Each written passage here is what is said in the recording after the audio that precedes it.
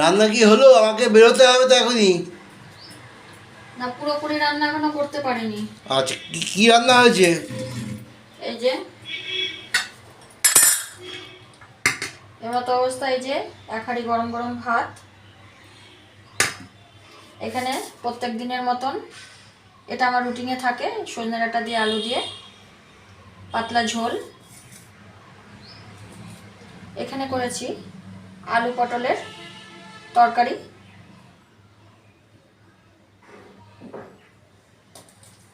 আর এখানে করেছি চুনো মাছের ঝাল। তো এই পর্যন্তই করতে পেরেছি।